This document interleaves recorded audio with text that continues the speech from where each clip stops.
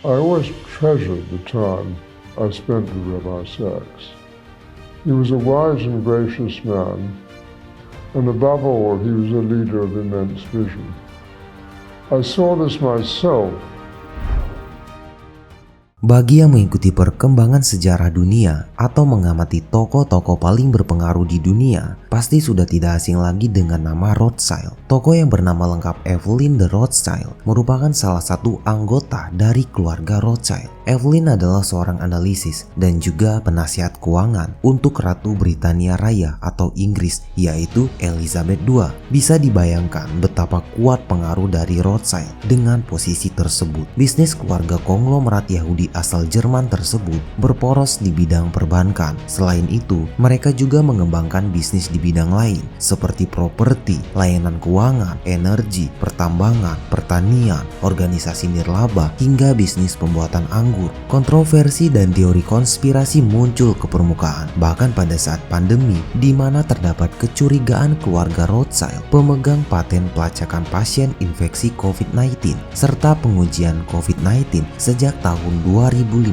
silam. Seperti yang dikutip dari CNBC Indonesia, walaupun klaim tersebut tidak benar, namun tetap saja menimbulkan kecurigaan. Sebenarnya siapa mereka? Lalu seberapa besar warisan kekuasaan keluarga Rothschild? Dan benarkah mereka terlibat dalam berbagai konspirasi sebagai orang-orang Yahudi yang menjalankan dunia? Untuk mengetahui jawabannya, mari kita telusuri lebih dalam mengenai keluarga konglomerat yang satu ini. Namun sebelum itu, pastikan Anda sudah subscribe pada channel ini sebab dukungan Anda adalah tujuan bagi kami. Siapa keluarga Rothschild? Nama Rothschild itu sendiri dipercaya berasal dari bahasa Jerman, yaitu Zum Roten Seil, yang artinya di perisai merah. Seperti sudah disinggung sebelumnya, Mayer Amschel Rothschild adalah anggota keluarga Rothschild yang paling pertama yang mendirikan bisnis keuangan keluarga. Pekerjaannya kala itu disebut sebagai Korfaktor atau juga Korjo, yang merupakan orang yang mengurus masalah keuangan atau juga meminjamkan uang bagi keluarga kerajaan dan juga bangsawan Eropa, terutama di Jerman. Karena Rothschild adalah salah satu dari sedikit orang Yahudi yang bersekutu dengan bangsawan Jerman, dan juga karena dia mengurus sebagian besar uang mereka, dia dan 5 putranya bisa memiliki keuntungan sosial seperti tinggal di istana atau di luar perkampungan Yahudi sembari menyebarkan pengaruh mereka. Saat revolusi Prancis dimulai sekitar tahun 1789, di mana anggota kerajaan Prancis digulingkan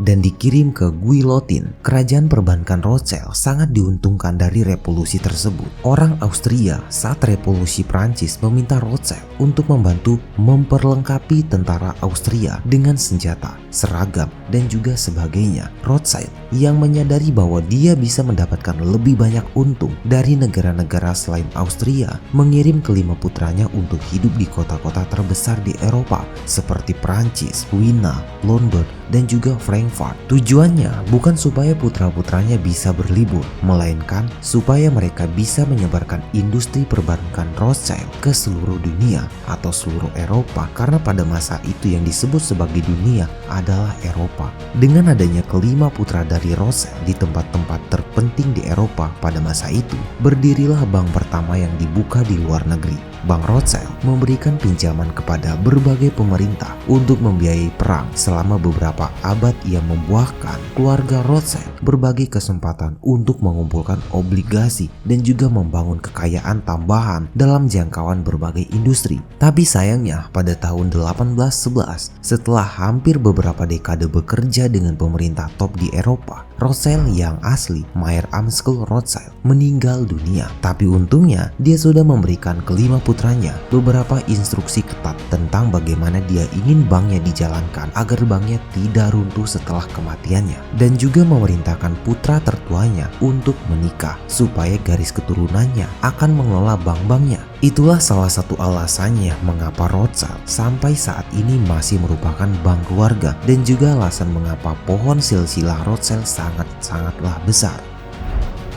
Mengapa keluarga Rothschild begitu penting? Keluarga Rothschild adalah keluarga yang sangat kaya di dunia dan mereka adalah keturunan Yahudi. Moyang mereka adalah Mayer Ameskul Rothschild, seorang bankir asal Romawi suci. Ayah dari Mayer adalah seorang pemilik penukaran mata uang asing. Karena itu, jiwa bisnis telah tertanam dalam diri Mayer. Sejak itu, anak dan cucu dari Mayer terus meneruskan usahanya dan bahkan menjadi lebih dan semakin besar. Ada yang bahkan sampai menjadi konglomerat besar dan juga bangsawan. Disitulah dimulainya legenda keluarga Rothschild. Keluarga ini kemudian menyebar ke seluruh dunia dan menjadi sangat patriotis kepada negara mereka masing-masing. Dan mereka menjadi tokoh penting dalam setiap perjuangan negara mereka masing-masing. Itulah sebabnya mereka menjadi sangat terkenal di banyak negara. Tetapi keluarga mereka walau telah tersebar ke banyak negara, keluarga terbesar mereka dengan anggota terbanyak berada di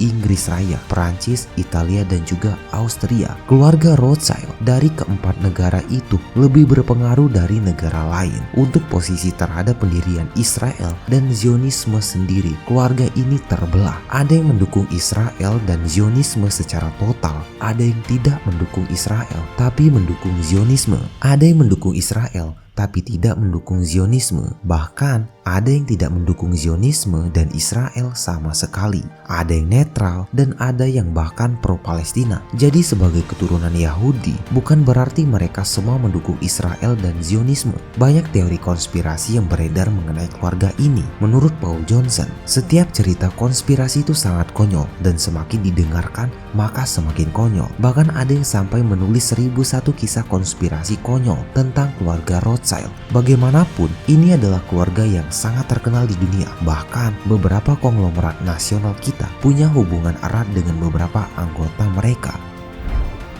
Bagaimana pengaruh keluarga Rothschild terhadap dunia? Pada tahun 1790, Rothschild akan mengendalikan perputaran uang di seluruh negara. Setelah 230 tahun, keluarga Rothschild akhirnya berhasil memiliki atau mempengaruhi hampir semua bank sentral di dunia. Hanya 3 negara di mana bank sentral tidak menerima tambahan modal dari dinasti Rothschild, yaitu Iran, Kuba, dan Korea Utara. Hanya saya yang bisa menerbitkan dan mengendalikan uang di suatu negara. Dan saya tidak peduli siapa yang menulis hukumnya, ungkap Mayer Rothschild saat itu. Terbukti, 1 tahun setelahnya, Rothschild berhasil mengendalikan perputaran uang di Amerika Serikat melalui wakil dari kabinet Washington, yaitu Alexander Hamilton. Saat itu, Amerika Serikat mendirikan bank sentral bernama First Bank of the United States. Bank tersebut akan dimiliki keluarga Rothschild selama 20 tahun sebagai penanam modal di bank tersebut. Pada tahun 1811, hak Rothschild atas kepemilikan bank tersebut habis. Anaknya pun meneruskan perjuangan sang ayah untuk mengakuisisi bank dan berhasil dengan didirikannya Second Bank of United States. Selama ratusan tahun, keluarga Rothschild dipercaya mempengaruhi para pemimpin negara, pemerintah, dan juga kabinet. Keturunan keluarga Rothschild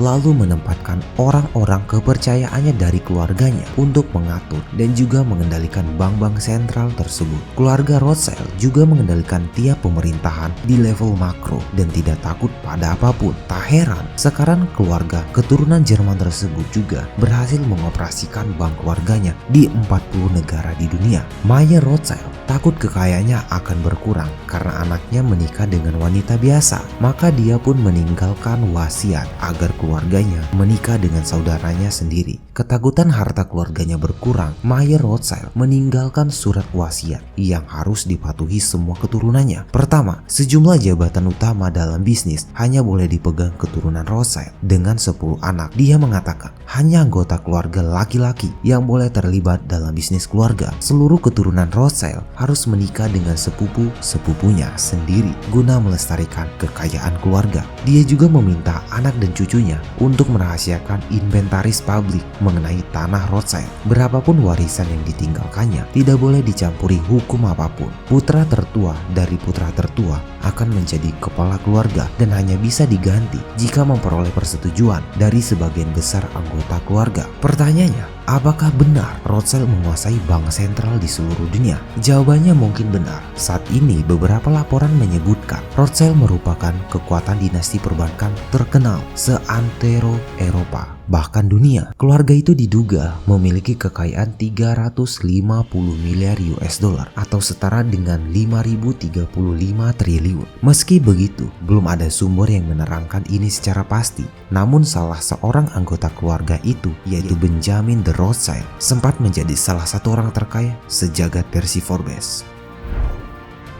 Apa sisi gelap dari keluarga Rothschild? Pertama, mempertahankan kekayaan dan keturunan keluarga. Hegemoni Rothschild di beberapa negara tentu membuat Mayer khawatir akan posisi dan harta keluarganya. Sebelum Mayer Rothschild meninggal, keinginan untuk menjaga harta tetap dalam keluarga membuatnya meninggalkan sebuah instruksi, yaitu penanganan finansial keluarga. Instruksi tersebut meliputi sistem patrilineal dalam memberikan warisan dan keturunan perempuan sebaiknya tidak mengambil alih warisan keluarga langsung. Alhasil, keputusan ini memberikan dorongan akan perkawinan dalam keluarga untuk mempertahankan harta kekayaannya. Mengutip laman Investopedia, dari 36 perkawinan yang terjadi dalam rentang waktu 1824 hingga 1877, 30 diantaranya merupakan perkawinan dalam keluarga, yakni antar sepupu. Yang kedua, Rothschild memegang kendali COVID-19.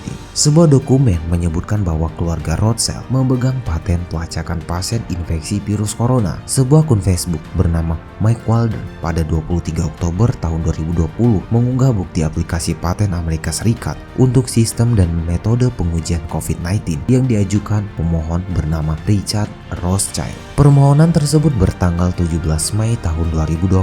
Dalam statusnya, dia menyatakan Rothschild memiliki paten pengujian COVID-19 sejak tahun 2015. Data itu sendiri diperoleh dengan menunjuk situs web asal Belanda yang menunjukkan paten yang dinamai Sistem dan Metode Pengujian untuk COVID-19. Lebih lanjut, laporan ini juga mengembangkan teori bahwa COVID-19 merupakan rekayasa dari keluarga Rothschild untuk meraup pundi kekayaan. Artikel tersebut mengklaim bahwa tanggal prioritas 2015 adalah bukti bahwa pandemi COVID-19 atau virus corona telah direncanakan. Namun menurut penelusuran yang lebih lanjut, klaim itu disebutkan sebagai palsu karena di tahun 2015 seorang pria bernama Richard Rothschild memang mengajukan sebuah paten, namun bukan untuk pelacakan virus corona. Paten itu digunakan untuk melakukan pelacakan biometrik. Sekian dari saya ucapkan terima kasih dan sampai bertemu pada video selanjutnya.